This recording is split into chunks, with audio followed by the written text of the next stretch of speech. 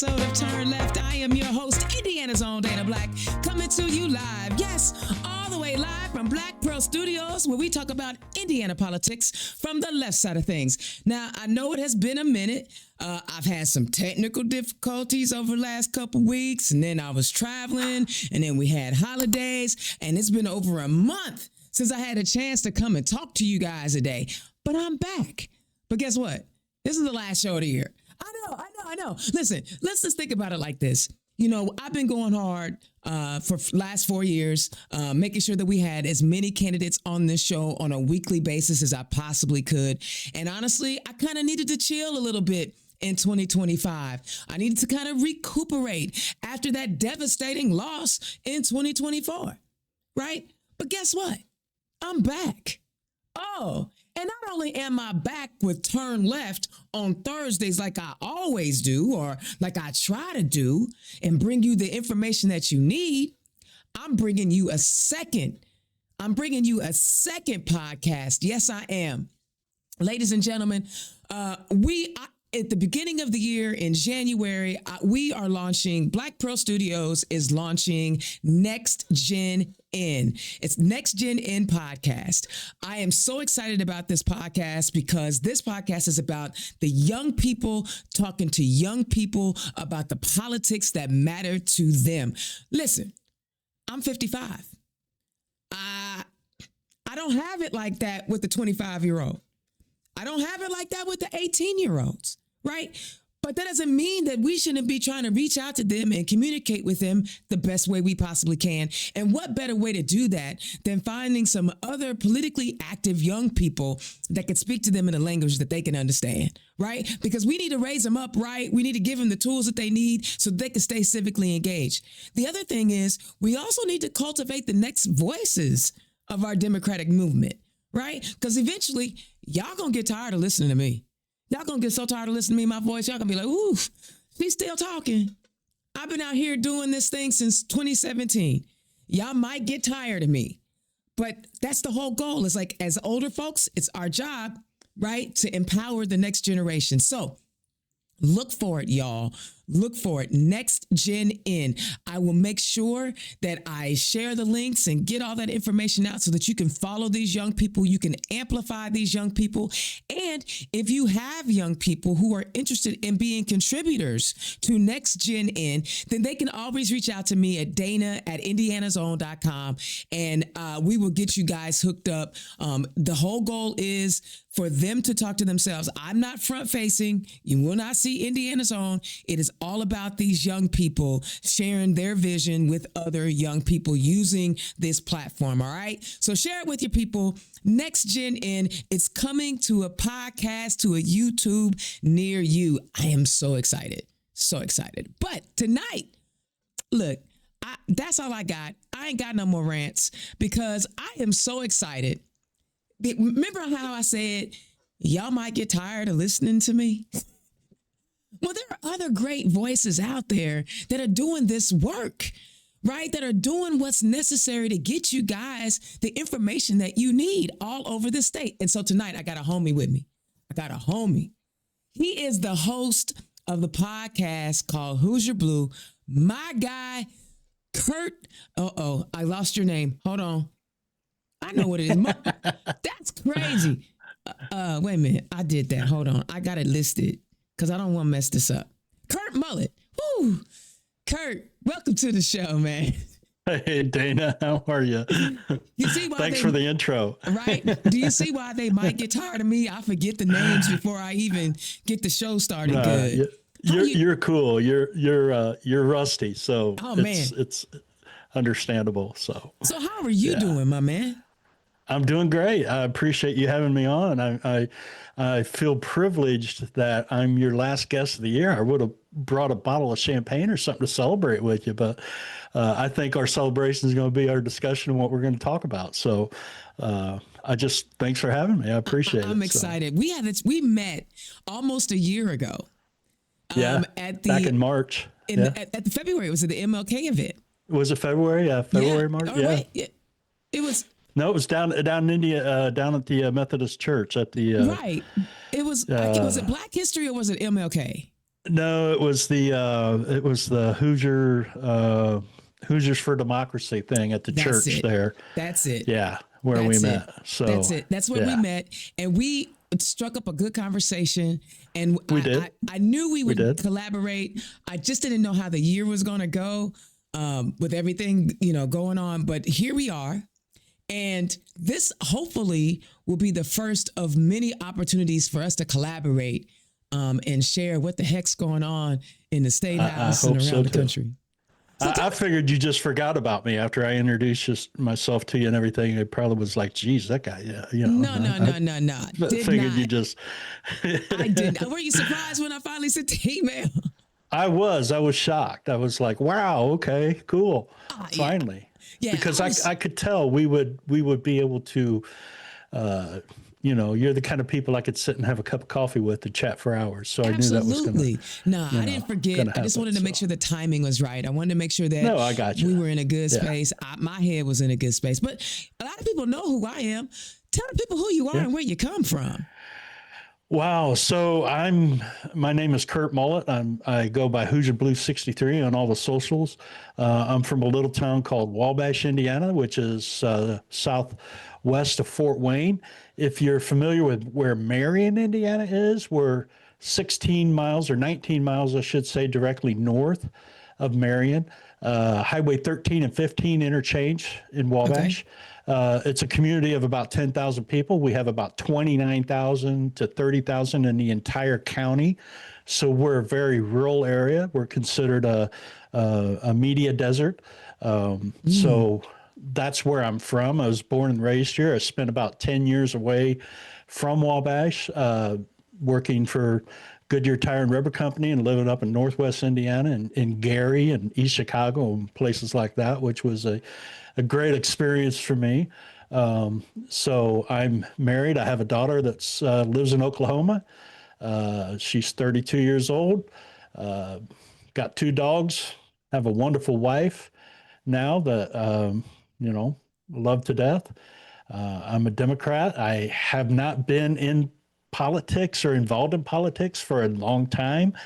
It just wasn't my thing. And then in 2016, when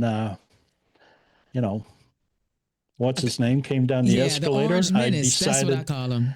Yeah, there's just so many. I just refused to call him by his name. So, but I decided to start doing a little bit of,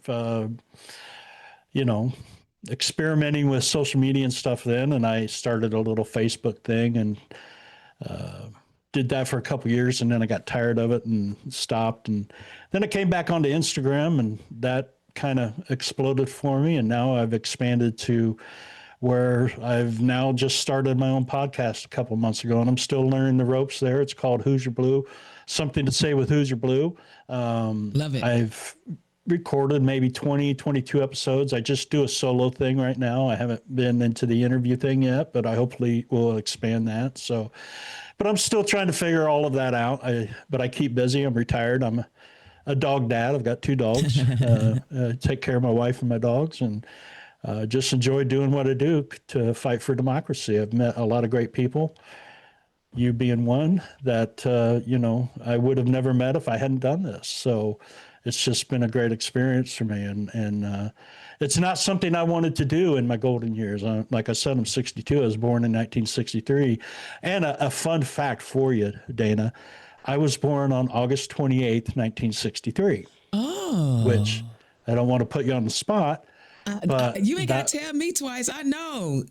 Okay. My favorite president.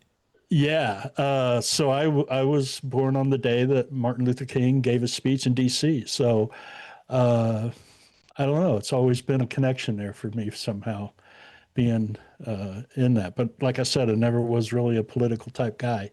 I was busy doing other things, but now I am. So and here we are talking. So I see that you have on a 1619 hat. Now I'm gonna be honest with you. You the first white dude I have ever seen with a 1619 hat on. What's up with that? What's going on? So I'm probably the only white dude that knows what 1619 is, and I shouldn't say that, but I'll tell you what. I'm a history buff. I'm a huge history buff. And there's a lot of history in my area, but I've always been enthralled with American history, and this is just something that I've always enjoyed. And my good friend Richard Chu from WCPT in Chicago, I saw something he had posted one day, and he had a 1619 hat on, so I dove into it, and I decided I've got a printify shop that I use on some of my social media. So I decided I was going to design my own hat and make my own hat, and that's why I wear it. So, but it's the year, as you know, the first slave ship came to America called the White Lion, and you know why we're here where we are today. But So I it's just it's important to me. absolutely You know, to tell and the I truth. know as an old white guy, you know, I know I'm an odd duck. I'm not somebody that normally goes down the path that, you know, old white dudes go down, but that's who I am. Well, I So, love it. I just dropped the link Yeah. in the chat for your store. You know, anybody that's Oh, cool. hyping up Thanks. what our real American history, Yeah. go forth, brother. So, Yeah. you know, I gotta tell you though, retired folks are the best folks to have engaged in politics. Y'all got Yeah. all the time in the world. Yeah. Yeah. We need Well, you. I keep busy. I keep busy around here. I like to cook and I take care of the house and stuff. But yeah, you're right. I have my days to where I can do a lot of this stuff. So, and I understand you need to step away. We all need to take a mental break now and then because this can get to you. It's like a roller coaster. Every single day you wake up and Yeah. it's like, wow, what, you know, I mean, it's just crazy, the stories that keep rolling in front of us and that we have to talk about. But we have to talk about them, Dana. You know that. Absolutely. We have to. We got to Absolutely. keep it out there. People got to be informed. You know, what is it? 10% of the population is involved in political news. Yeah. Yeah. We need to expand that because it's life and death right now for so many Americans. And it ain't just us libs. It's Right. everybody. It's everybody. So let's get into that. Yeah. You know, Yeah. I have a few topics I want to chitty chat with you about. I take them straight Great. from the headlines. The Indiana Capitol Chronicle reports as Indiana lawmakers prepare to reconvene in January for a shortened 2026 legislative session, multiple Republican legislators have filed bills to expand how the state carries out death sentences, reopening a debate over capital punishment that stalled in the State House earlier this year. At the heart of two bills, one in the House and the other in the Senate, are additional execution options beyond lethal injection, which is currently the only method authorized by Indiana law. Senate Bill 11, authored by Indianapolis Republican Senator Mike Young, would allow Indiana to use a firing squad to carry out executions under certain circumstances. Under Young's proposal, the death penalty could be inflicted by firing squad if the Department of Corrections determines at least 30 days before a scheduled execution that it is unable to conduct an execution by lethal injection due to the unavailability of required drugs. The bill would also allow a condemned person to request execution by firing squad at least 30 days before the scheduled date. Separately, a House bill authored by Republican Jim Lucas, you know, the drunk guy, of Seymour, and Andrew Ireland of Indianapolis, and I don't know if you guys know who Andrew Ireland is, but he is a clown, of Indianapolis, would allow executions to be carried out by either firing squad or nitrogen hypoxia. Lucas said lethal injection would remain the default method, but condemned individuals could request an alternative. Lucas said the measure was drafted in collaboration with the DOC officials and is driven largely by the state's difficulty securing lethal injection drugs and the costs associated with executions. In the last year, Indiana officials paid up to $300,000 for a single dose of pentobarbital. That is the lethal injection drug. Now, you know, Kurt, I'm struggling with these clowns who've been watching too much TNT movies and gangster movies and think, bruh. First of all, I'm against the death penalty wholly. I am against the death penalty. I know there are a lot of people out there that say, there are, people who deserve to be put to death. But see, my problem with the death penalty is we humans have a tendency to mess up and we get it wrong. And one wrongful execution is one too many for me. I mean, we look at the Innocence Project and we see how DNA are exonerating people. And what if we put somebody to death wrongfully? So that is why I am against the death penalty. But that being said, these cartoonish people want to have a firing squad. Kurt, what are your thoughts on that? Well, I mean that's just absolutely crazy, and I'm with you. I'm against the death penalty, and there's a lot of reasons that we could dig into and exactly explain our position on it. But the main reason is because, just the injustice that occurs in our judicial system. Okay, if you take a white dude that's 40 years old and a black dude that's 40 years old, and they commit the same crime, and both of them are heinous crimes, I'm going to tell you that 95% of the time, the black dude's going to get executed and the white dude's going to get a slap on the wrist or a 25-year sentence. I mean, that's been proven over time. Okay.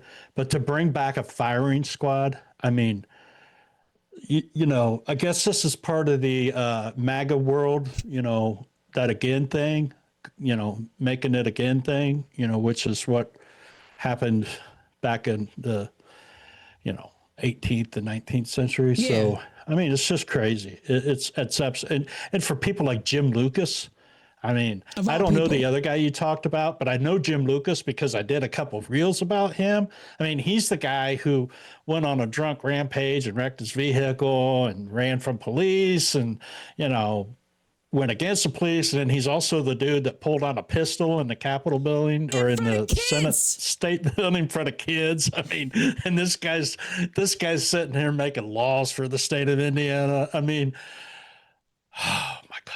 What could go wrong with the fire? I mean, I think of all the things that could go wrong. And then where would you actually do this? Like, is it going to be inside a building, inside of a shooting range? Are you going to do it outside? Like, where are you going to set up gladiator stadiums so people can? I mean, this is just it is so inhumane. And I know that there's some clown that wants to go out like a blaze of glory, but this is just so inhumane. I don't even get why they think a firing squad is a good idea. Well, and using shortage of drugs. I mean, seriously, really? That's your reason? That's your reason? We might have a shortage of Monjaro or something like that, Ozempic or something, but listen. A drug that's used for a lethal injection, we're going to have a shortage of? Come on. I mean, we're not stupid. That's just crazy. Absolutely crazy. And here's the thing. Here's the thing. Let's look at all the drugs, right? Why are all the drugs super expensive all the time? And think about it. Think about this. You ban or try to attempt to ban, right? Abortion drugs, but you want lethal injection drugs. Yeah. Yeah. Talking out of both sides of your neck. Yeah, but they don't see that. I mean, first off, this is a nationwide thing, but we're in Indiana, so it's a little bit, well, we've gone down a little bit darker path than a lot of states have, and people don't realize this across the country. And that's one of the things I try to expose to people that live in New York or California or whatever. I talk about Indiana on occasions because people don't understand. We were one of the leaders in sundown towns at one time. We had one of the most powerful KKK leaders in our state, at one time in the 1920s. Yeah. That was in charge of like 18 states or 28 chapters. I mean, this is who these people are in this state. And that's why, dudes like me are kind of a rare thing. I live in a community where, it's 94.5% white. Okay. And, and this is no joke, Dana. When I was in high school, we had 2 black families in town. Okay. And I'm not making this shit up. Okay. We had one family whose name were Cosby, and the other family was named Jefferson. Okay. You making it up. I don't believe you. I don't believe you. Hey, I mean, this is where I'm from, you know, 75% for Trump. This is where I live. But what people like in Indianapolis and other areas that I try to reach out to now, they don't realize that because, you know, it's a completely different world. Yeah. We may be 2 hours away from each other, but we're worlds apart as far as where we live. So, mercy. you know, but yeah, this is crazy. This is crazy how, you know, I don't know. It's just nuts. But you got to look at the people who are making the laws, and that's what we have to change. That's what we have to fight. You know, Jim Lucas, come on. That guy should have been gone a long time ago. And I don't know if you, you know, I don't follow him, but I go on X because I have to like know what the enemy is talking about so that you can be prepared for when they come for you. And Andrew Ireland always pops up on the For You section, not the people I'm following, the For You section. And he rips Indianapolis apart every chance he gets. He rips apart Congressman Carson. He is yet to offer anything of substance other than he's authored a bill to have the ability to impeach prosecutors, right? That's what he's got. He's got nothing for the people. So he's sitting around and he's more than a MAGA. He's a maggot. He drank the pee. He didn't drink the Kool-Aid. He drank the pee. And he got pee-peed in his mouth. And this clown is like every 15 minutes on X, you know, you got to read what these people are talking about because these are bills that are going to be introduced. And I know people, I don't like X, it's cesspool, whatever. But I'm a black woman in America. I'm used to that. But you got to know what they're talking about. And so the fact that he's on this bill with the firing squad? Yeah. Bro. It's crazy. The two of them it's together? absolutely crazy. The two of them together is almost like, there's like, remember in science class, and you weren't supposed to put ammonia and bleach together? That's what they are. They're ammonia and bleach. And now they have come together to write a bill that we should have firing squads for executions. Well, I'm sure that they want to do this because they want to make it a public, spectacle for people. I mean, let's remember Charlie Kirk once made a podcast that talked about this exact thing. Yeah. That people should be out there put in the open. I'd watch it. And Coca-Cola should sponsor it. We should get sponsors for it. Yeah. You know, I mean, he went down that path. So how'd that work out for him? But he wasn't racist. So, you know. No, how'd that work out for him? That's all I'm going to say. How'd that work out? And it looks like Erica Kirk is moving on. We're not going to spend no more time on them. Erica Kirk and the vice president seem a little chummy, but I'm not even going to speculate. Right. I ain't going to speculate. Yeah, this firing squad thing is not a good one. It's just nuts. It's just nuts. But hey, leave it to Indiana. Leave it to Indiana to lead the way. If it'll happen, it'll happen here. I mean, hey, before we go on I forgot to mention, we should talk about redistricting a little bit. Right? Okay. You know, I don't have anything to read because it's already happened. Right. I'll tell you what, the people spoke up, didn't they? Oh man, it was crazy. I made it to 2 of the protests down at the state. I wish I could do more, but I'm 2 hours away, and it's what was the energy like? Tell us about it. Well, it was crazy. It was, I mean, you know, when you go down to a protest like that at the State House or at the Capitol building or anywhere where there's a large crowd, the enthusiasm and the atmosphere is it grabs you. You know, it's an experience that everybody should try to have during their lifetime. Absolutely. Because it's something that is very moving. And to see that many Hoosiers, all walks of life, all ages, genders, races. I mean, you know, it was a blend of people, and the energy was great. And that is why this redistricting didn't happen. It wasn't, I mean, I'm not going to say that I appreciate what the Republicans did. No. But let me tell you, their motive was because they seen what was going on with the constituents in the state. Yeah. And it's happening around the country. We know with the elections and everything like that. But it was such an asinine thing for them to try to do. Yeah. And I think it just proves that there are a lot of people in this country. There are a lot of Republican conservatives who are not MAGA, who are tired of the crap that this administration and these people are trying to pull off. And I don't think Mike Braun and Micah Beckwith have much respect on either side of the aisle in this state because they're both fools. Yeah.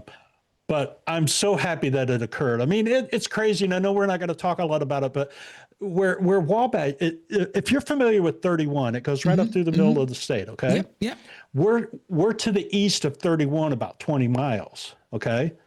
We were going to be put in the same district as Lake County, Indiana, as Gary, What? Indiana, and East Chicago. We were going to be in the same district. That's different time zones. You know, there's more people that live in Gary, Indiana than the whole county of Wabash and Miami put together. Wow. I mean, it was crazy. And then what, Ben Carson was going to be the little section of Indian and all the way down to the Ohio River? Andre Carson. Please don't. Andre Carson. Don't I'm sorry. I'm sorry. Yeah. I'm sorry. We didn't mean that, Congressman. Yeah. Sorry about that. Yeah. And the fact that they were going to divide. But Andre was going to be all the way down to the Ohio River. I mean, that's just crazy. Yeah, you know?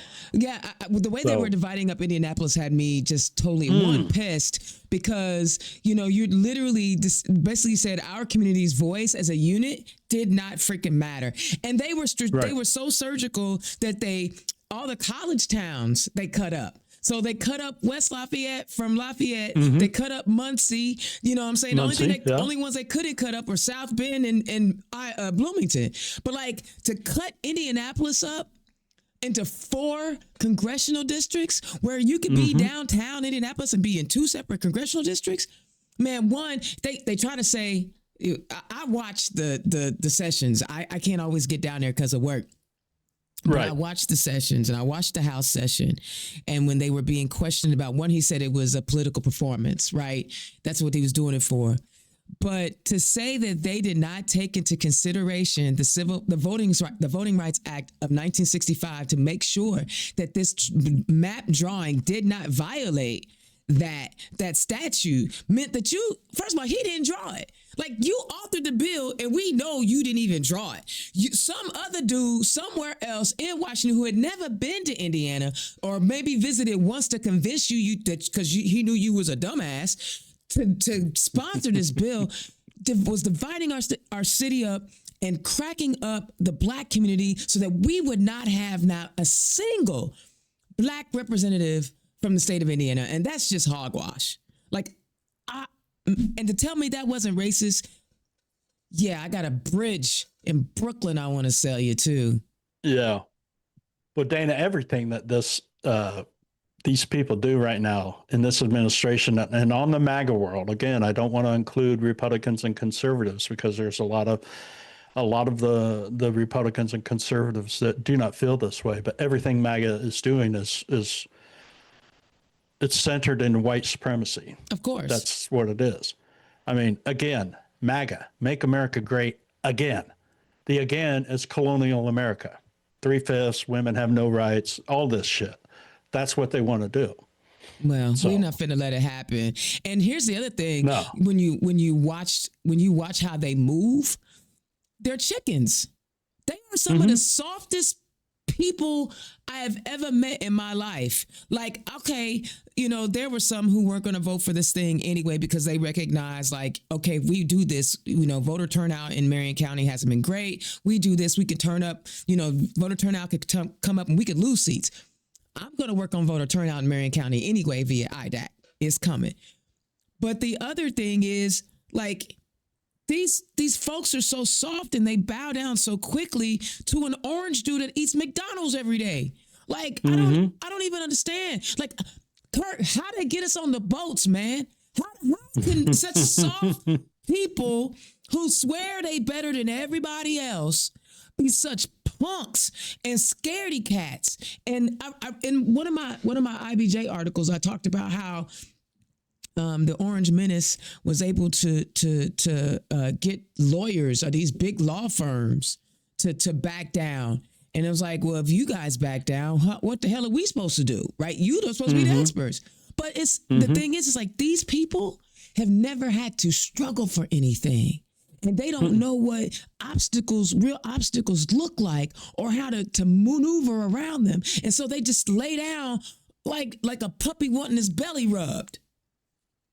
Well, they're the definition of a bully, and they're the exact example of a bully. I faced a bully in grade school one time that just would pick on me every single day, and I had a discussion with my dad, and the next day it stopped. And it wasn't because I became violent. It's because I stood my ground. And I said, you ain't going to do this anymore. You might knock me all around the playground, but you ain't going to do this anymore. But just remember, while you're knocking me around the playground, I'm going to get me a couple in.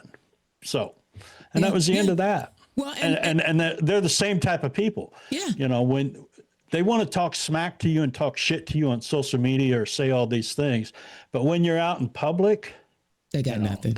I have an Obama 2028 hat that I made and I wear around here because of the MAGA, 2028 hats that they started wearing. So I just made it up. I made me one and I wear it around here, and I do it just to piss MAGA off.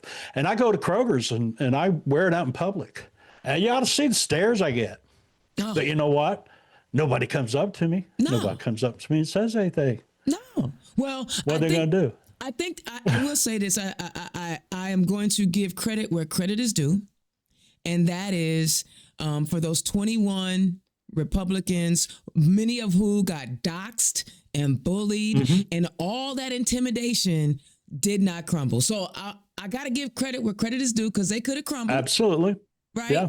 But the ones in the house, I'm gonna need y'all, so that's why we do these shows, so that you guys can be ready to show up and show out in November, so that we can flip some seats. I like to talk, and I'm a talker, and I like having microphones in my face, but we do this to bring you the information so you can get ready to show up and show out come election time. May 2, but that's primary time, and we're gonna be fighting amongst ourselves, which is gonna be a lot, but we're gonna let that go.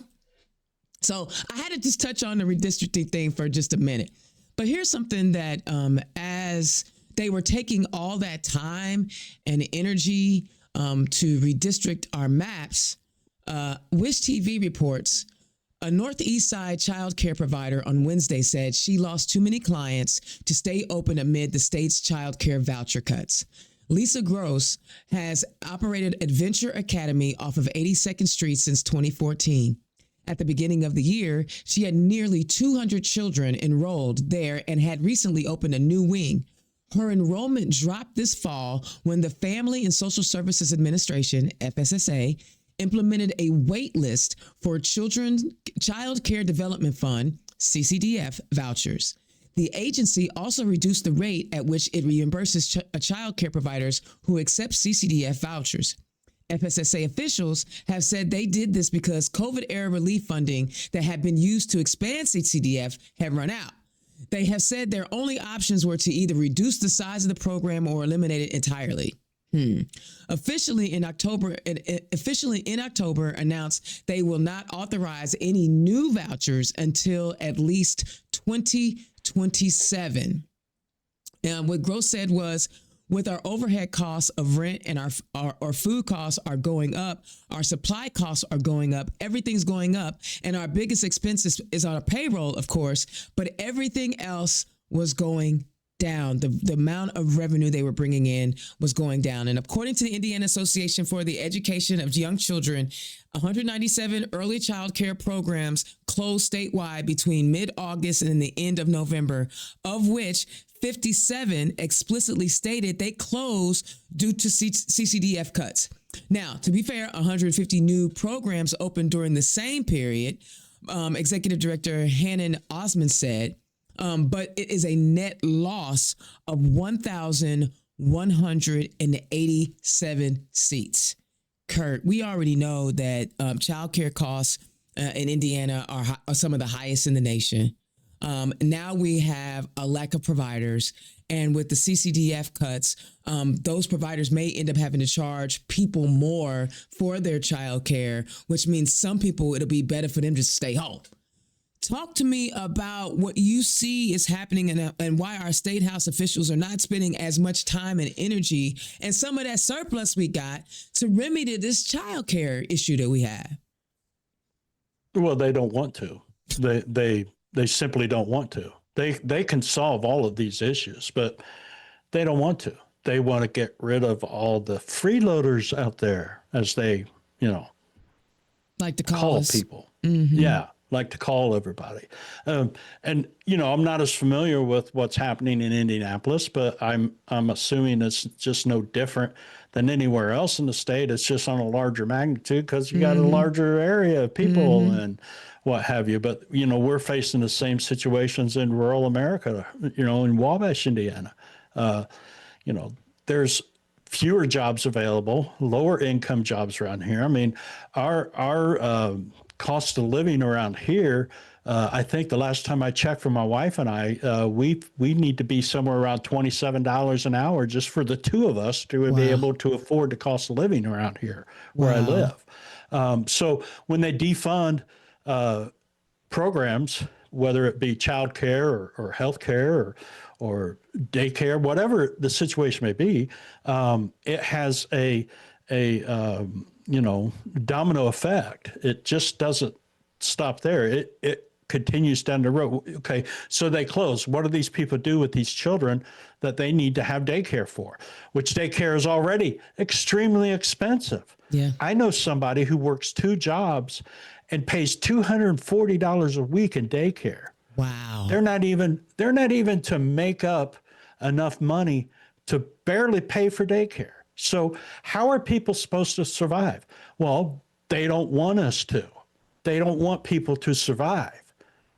I mean, it's a morbid reality that we are facing, but this is the truth. They don't care. They could care less. Suffer. Well, and apparently, they want. Go ahead.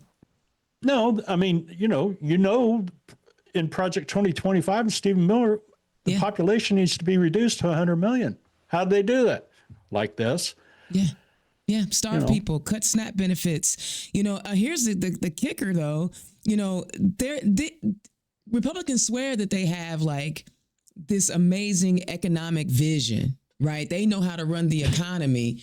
Now, before the election, we told everybody that would listen to us that tariffs were a really, really bad idea because guess what? The cost gets passed down to the consumer, right? Now, farmers, and I've elaborated on this before, farmers were selling their soybeans to China. We slapped the tariffs on China. China stops buying the soybeans. We give Argentina $40 million, $20 million, $40 million. I don't care. It's too much. And then China starts to buy the soybeans from Argentina. Now, Trump is screaming like, I said his name. The Orange Menace is running around acting like he a genius. I'm going to give $1,100 tariff relief to the farmers. Well, wait a minute. If the tariffs were so good that you said was so good, it's going to bring back so many jobs, it's going to be so wonderful for the economy, why you got to bail them out? Why you got to bail them out?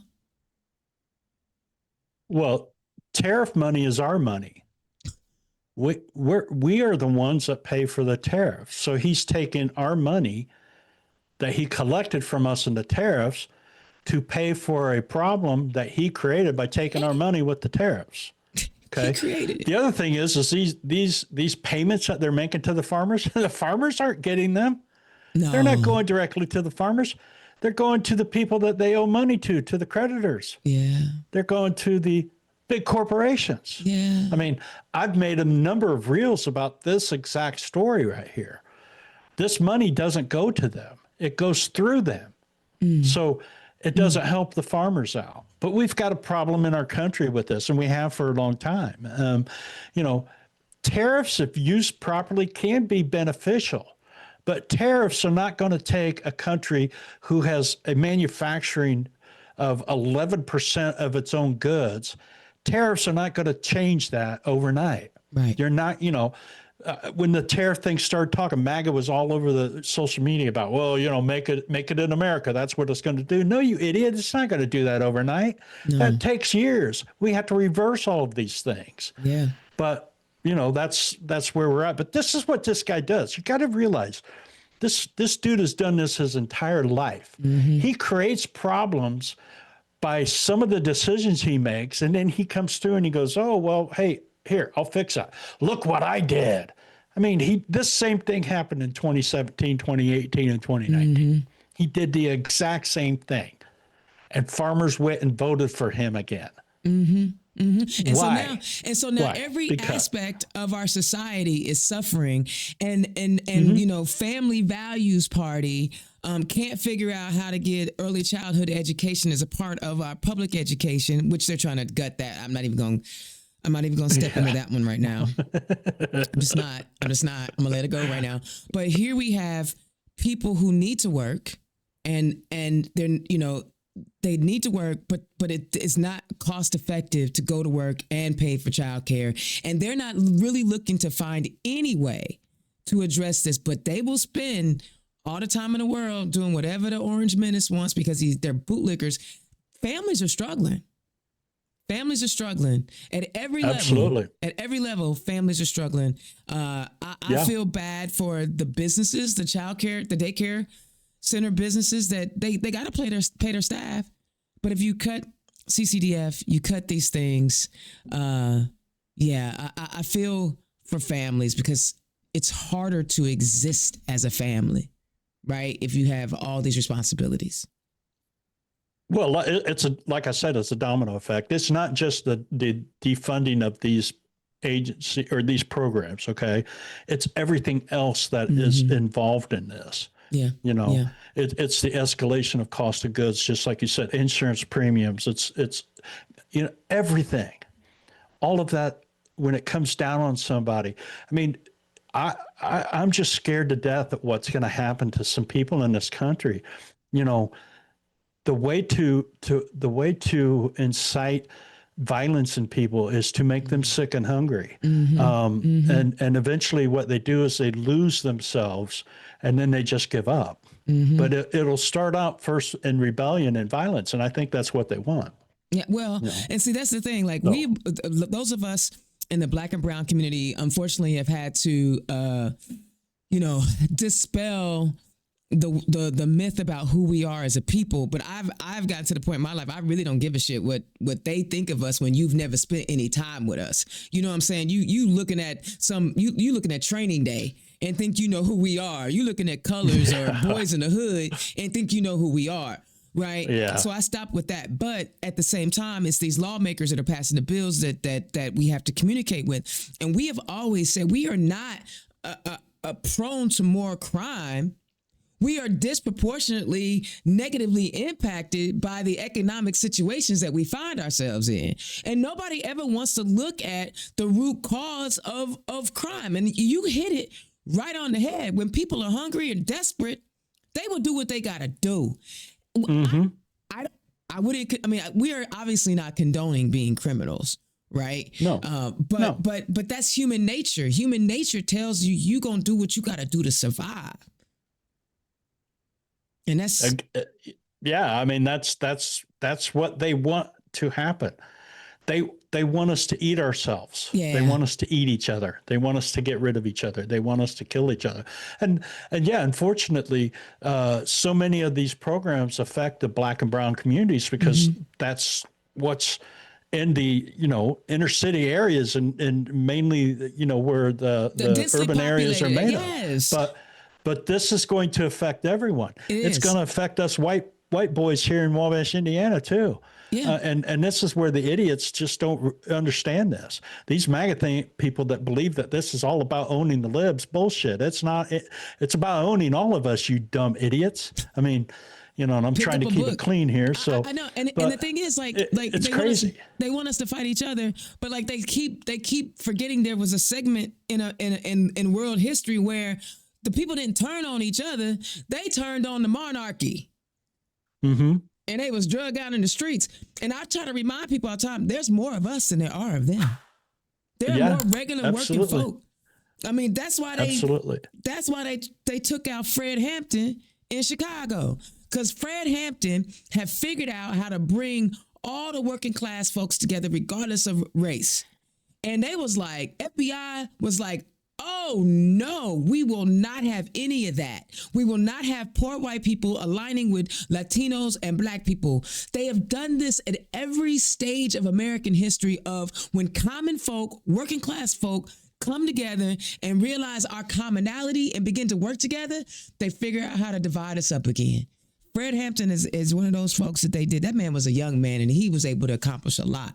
So, you know, I think this time, I think we have enough. There's enough people out here that watch enough YouTube videos. I think we might be able to get something different going on. I don't think we're going to take each other out.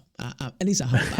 I'm optimistic. No, I don't either. I don't either. I mean, I think you know, we've learned over the years the difference between what works and what doesn't work. Yeah. And this whole thing started in the 70s with the Heritage Foundation, the creation of the Heritage Foundation. Once the civil rights movement, you know, did its thing, and the women's liberation did its thing, these white boys got extremely scared, and they were like, enough's enough. And the Heritage Foundation started. Then they handed Reagan the first mandate for leadership, and you know, it's been a 40-year path that we're at the pinnacle, but it's going to fall. We will not let our democracy die. And you know, us progressive, liberal Democrats, whatever you want to call us, so many of them, like myself, I don't see color in people, I see people. But I never forget, there is a difference in who we are and what we are. I will never, ever, regardless of what I've experienced in my life, will never be able to understand what my fellow black brothers and sisters have gone through in their lifetime. Never. And I'd be a fool to say I would. But that doesn't mean that I can't stand next to them and stand with them and remove that barrier and erase that, you know. Never forget it, but I don't see it. So, you know, that's where we have to be. And I think that's where the country is heading right now. It's just that it shouldn't have got here to begin with. It should not have got here. But they don't like competition. They swear they like meritocracy, but they don't like competition, because once you start increasing the pool of people who can participate, oh, now you really got to compete. Right. And so they don't really like the competition. They really don't. And it's okay. No, because we ain't going nowhere. That's the thing. We're not going anywhere, and you're going to have to deal with us. And the best thing now, there are some, and y'all know me, I don't diss Democrats, because there's enough dissing of Democrats on the other side. But I also need some of my Democratic voters who are very well off to also think about, you know, when they're casting some of these votes for these pharmaceutical companies and things like that, they got to remember, like, yeah, you're wealthy, bro. But you still got to look at the rest of us in this tent. So there's some elitism going on all over the place, but you know, it's more them there than there are of us. And that's just where I'm going with that. Well, and I don't want to diss Democrats either. Okay. But I'm going to call you out if you're not, you know, I think that's our responsibility too. I you know, there's a difference between who you are and what you're saying you are. Yeah. Okay. Yeah. And I don't care if you call yourself a Democrat, but you're not acting like one. I want to know why. Yeah. I want to know. I don't like calling people out. I don't like calling people out. I know. I like holding them accountable. And I think that is very different, because I can find out, I can hold you accountable by having a one-on-one conversation. I did that with Representative Delaney last year. He voted for an anti-trans bill, and we in Stonewall, like, we caught hell. But I didn't go out on social media and blast the House Rep, because honestly, he has been with us more than he's been against us. Right. I don't forget the history. But what I did was I called him to the side. I said, help me understand your vote. And when he explained it to me, I don't necessarily agree with what he did, but at least he was able to explain it to me. And see, to me, that's holding people accountable. All these folks out here that want to put people on blast. Y'all, That's y'all's thing. That's not my thing. Right. Because you get more flies with honey than you do with vinegar. And I know y'all don't like flies, but you know what the old saying is. I'm gonna make a mess, but but flies are also attracted to shit too. So well, God dang, there you go. But I mean, so you attract more. You do better when you bring honey. And I'm not saying that I'm not one to bring vitriol. I want to bring love, because if I can bring more people in if I'm loving on you than hating on you. And if you in that space where you just want to, you go ahead. All right, I got another story I want to talk about. And this one breaks my heart, because, the land of immigrants, this is what we doing now. The Indy Star reports 83 people slowly shuffled along the walls of the Indiana War Memorial and Museum, waiting for an assistant of the United States Citizenship and Immigration Services to confirm their eligibility to take the oath of allegiance to the United States.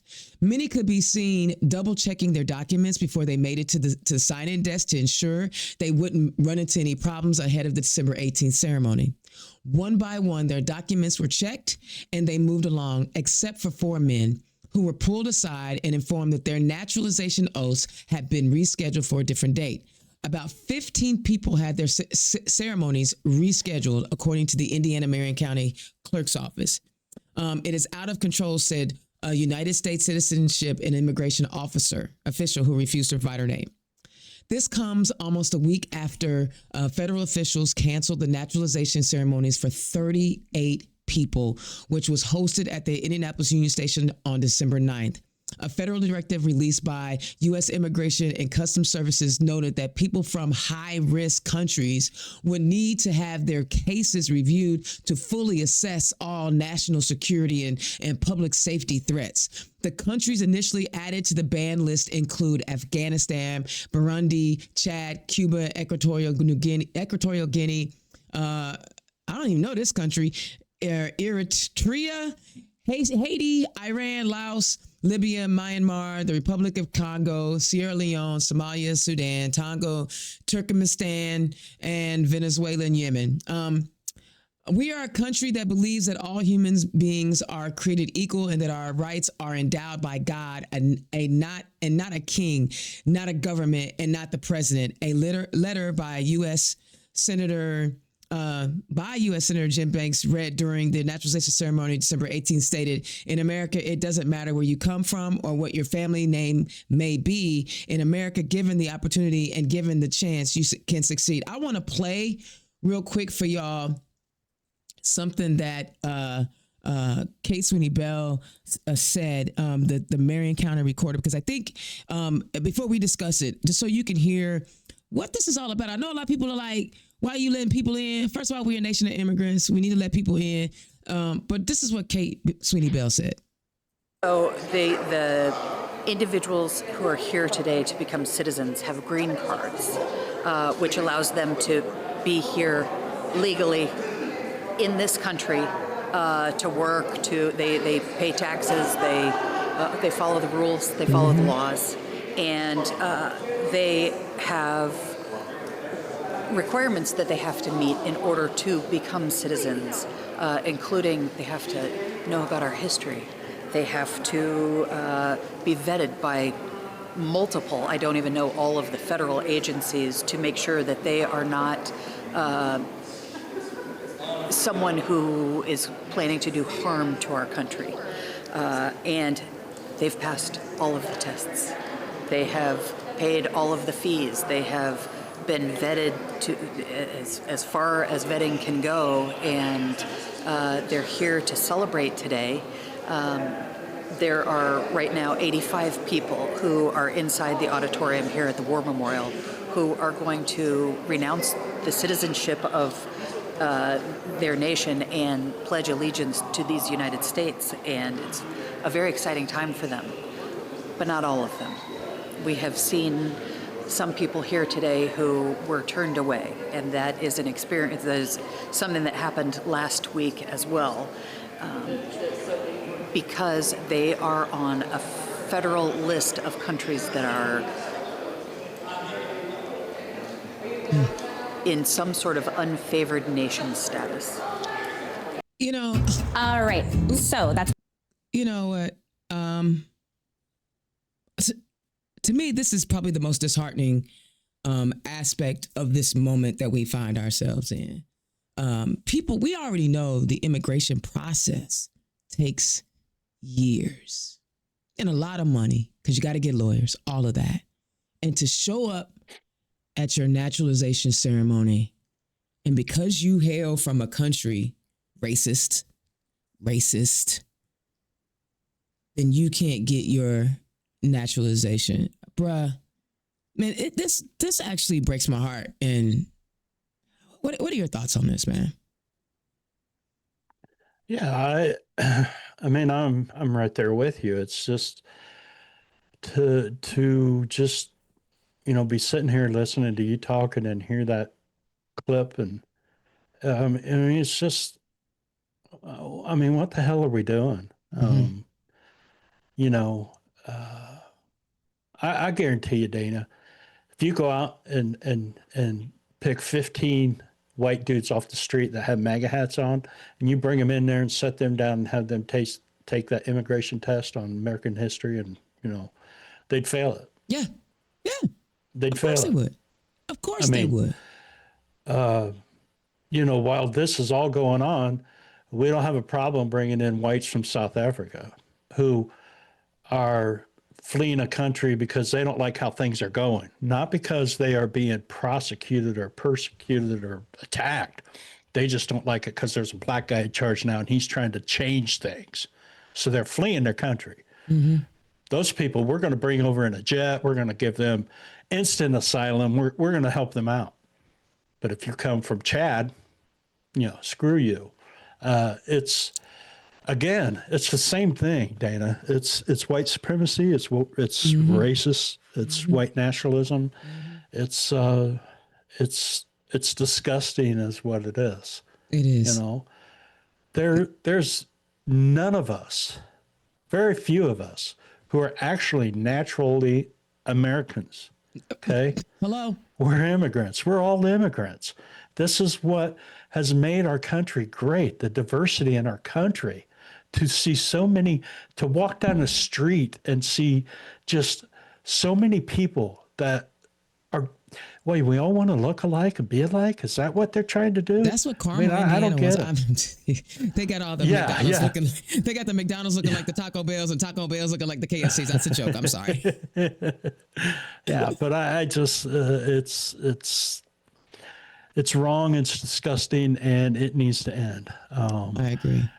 People have been villainized by the rhetoric of a guy who's just a true piece of shit, and I've tried to refrain from using bad language, but that's who he is. But see, here's the thing, though, Kurt. That orange dude is one dude. It's all the enablers around him that help him execute. He's not. I'm gonna be real honest with you. He's a stooge. He's just. Absolutely. He's just a placeholder. They just needed somebody in place so they can execute. He probably don't even know half the stuff that's happening. He's falling asleep in the Oval Office. That fool has the audacity to call Joe Biden Sleepy Joe, but you literally sleeping on the job. You literally sleeping on the job. But it's not him. Like you said, it's the Heritage Foundation. It's the authors of the Project 2025. It's some of these tech bros out here.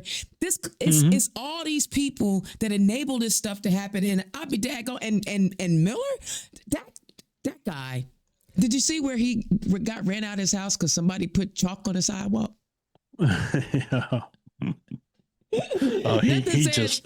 Nothing says I'm a scared piece of nothing. Like somebody chalking up my sidewalk, and me and my wife have to leave. But but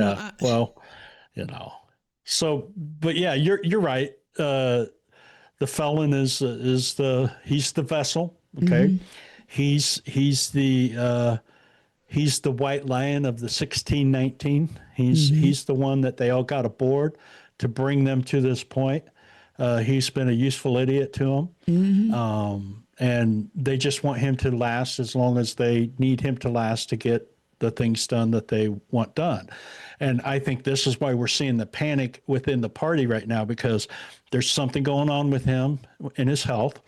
I think he's at his last days. I truly believe that. And I think they're freaking out about it because let me tell you, when he's gone, JD ain't going to be carrying the torch because JD is not the felon. He's a different dude altogether. Well, he has a brown wife and brown children. Yeah. So he got some issues. Oh, absolutely. Was raised on welfare, has changed his name 4 different times. I mean, the guy's a joke. But once this dude's gone, you're going to see some fracturing that's going to be far worse than what it is now. And we're seeing it now, right now. But what's happening to people, it's unbelievable. Yes. We keep, and this is where, it's a tough thing and where I try to not go down, but, January 22nd of 2021, there should have been an arrest warrant put out and he should have been arrested and thrown in jail. Yeah. Okay. We wouldn't be here. But we didn't do that. And I know we shouldn't look back on what if, but that's the God's honest truth.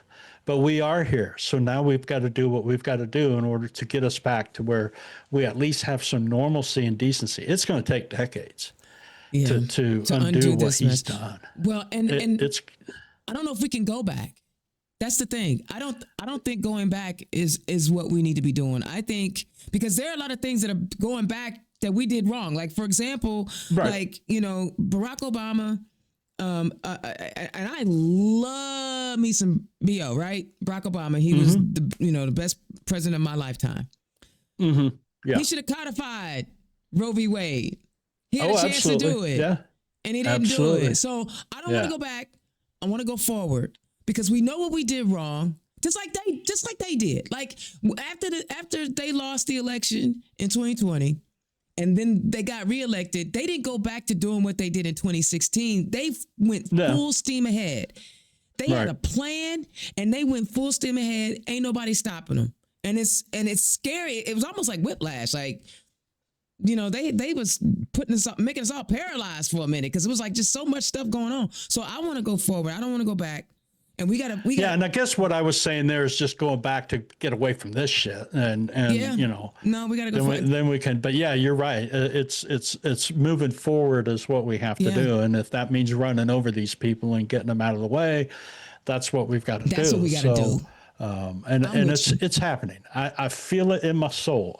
I see what's happening around the country with these elections, and just talking to people, and it's happening. There's a change that's going to come, and I think we're on the cusp of it right now. I believe so too. We just got to keep on keeping on. So. And we got to keep giving people the information. I had one more story, but we're already at an hour. I know that. I'm sorry. This just means we got to come back. We got to come back and do this again because obviously you and I know how to chop it up. It was a funny story, but I got to save some time.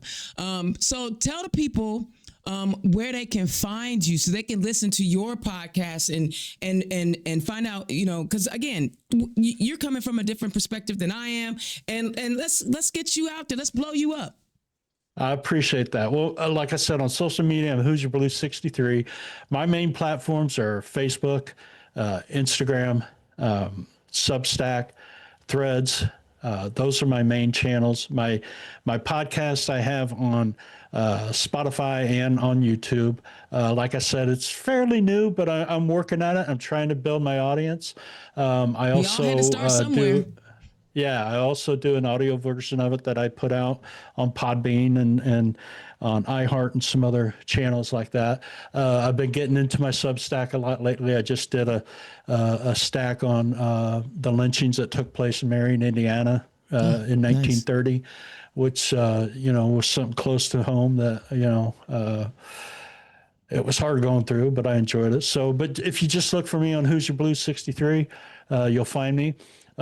Every Wednesday morning at 8 o'clock, I'm on WCPT 820 AM talk radio with Richard Chu for a half hour. Love it. That's a great platform that, Richard's given me the opportunity to, be part of his show. I think you need to come on there and Hey, do I just send do me an an invite. interview with him sometime. So I'm gonna throw your name his way. So to get you on WCPT. I would So, love that. but I appreciate this. I knew this is what was going to happen. I knew that you and I would be able to sit here and just, like I said earlier, I know I could sit down with you and have a cup of coffee or something and just talk for hours. And we just proved it. So, Yeah, because we were going to end on a funny note, and we just didn't get a chance to get to it. But I wanted to make sure that people knew how to find you, because yeah, I appreciate that. When you look at the media landscape here in Indiana, the regular folk are the regular mainstream medias, and I hate using that term, but the regular media is being swallowed up into monopolies, right? So Sinclair, Nexstar, all these people are gobbling up these stations, and so there's not going to be a diversity of thought pretty soon, right? You can be able to turn the channel, hear the same thing, and we have to make sure in Indiana, where over 40% of us vote democratically every year, and if we get the turnout up, it'll be higher, that our issues, our voice, our concerns, the things that matter to us, the things that get us riled up, we're talking about it. And if we have to do it in independent media, then that's what we're going to do. I built my studio in my condo. I had to learn how to do everything. A little bit of advice: always check your sound. I did a whole show with no sound. Oh my God, I was sick. It was a great show too. But always welcome, are. Yeah. Welcome to the movement with your voice. Welcome. Hey, and thank you. Guys, thank you for inviting an old hippie from rural Indiana onto your platform, man. I appreciate it. Gotta love a hippie. I just want to know where the rest of them went to. I want to know where they go. Where the rest of them hippie boomers go? Because there was a lot of y'all at Woodstock. They're still around here. They're a little bit older than me, but my brother-in-law, who's 72, he's still got hair down to below his shoulders. So we're still around. You just don't see us walking around Indy that much. Well, yeah, I understand. Kurt, thank you so much for gracing me tonight. I appreciate you having me, Dana. We're going to do this again, because there's always going to be something when the session comes up. I'll start, getting candidates on soon, but we'll do this again. We'll do like a wrap up. I'll bring you on we'll do I see it with Mark Gavart, Mary Noon, and my guy Miguel Hampton. Oh my God, that would be so dope. Okay, see how I get excited. There you go. And I all appreciate these voices doing this work, and I love it. All right. Well, thank you for bringing me into your world. I appreciate that. Let's do it. Let's get busy. All right. Sounds great. Have a great one, buddy. Yeah, take care of yourself. Love you. Oh man, see, there's more of us out there, y'all. There's a lot more of us out there. Every corner of the world, different times of day, different platforms. I know you can listen to, all the national stuff. I am a big native land pod person myself, so I get it. But pay attention to some of our local folks, right? There's enough of us out here sharing this information. Democrats, are you looking for an affordable digital content creation solution? Then look no further than Black Pearl IT Solutions and Black Pearl Studios. Indiana's own Dana Black is providing many of the communication wraparound services any Democratic organization needs. No matter the size of the budget, Indiana's own and Black Pearl Studios have you covered. Just scan the QR code or visit www.blackpearl-its.com. But more importantly, Next Gen In. I will hype that up. I'm going to advertise that so that you guys can follow another Black Pearl Studios production. I'm excited about the expansion of what the studio is going to do. And I'm excited about bringing more people in who want to talk about Indiana politics from the left side of things.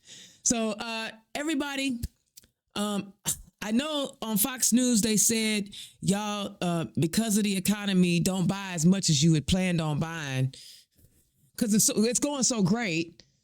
But the holiday season, there are a lot of folks who are missing family members, they're losing family members. The financial situation has found them in a desperate space. What I want to ask each and every one of you as you go through the next couple weeks in this holiday season is think about the people who are most important to you and give them a little bit of your time, right? Think about who's most important, be it your blood family, your chosen family. It really doesn't matter. If it's your work family, it's your volunteer family, whatever, give people a little bit of your time because you never know what someone is going through during this holiday season that we tend to amp up and make it a huge emotional thing. And some people take it personally and internalize it and believe that they're supposed to have this vision of what the holiday season is supposed to be about. So from me, Indiana's Own, to you all, I'm just going to ask you to give a little bit of your time to somebody that you care about, and be safe, stay warm, don't get no troubles out here. Well, unless it's good trouble. And then I will be back at the beginning of the year with a whole slate of shows. Now that I've solved all of my technical difficulties, I'm excited about what 2026 is going to bring because we are going to show up and show out. If you are looking for ways to volunteer, I want you to sign up for IDAC because I got some work for y'all. I need help with some things. So Indiana's Own Dana Black, thank you so much for tuning in to Turn Left. I'll holler at y'all next time. Peace. Turn Left is the property of Black Pearl IT Solutions. Executive producer, Indiana's Own Dana Black. Music by www.bensound.com.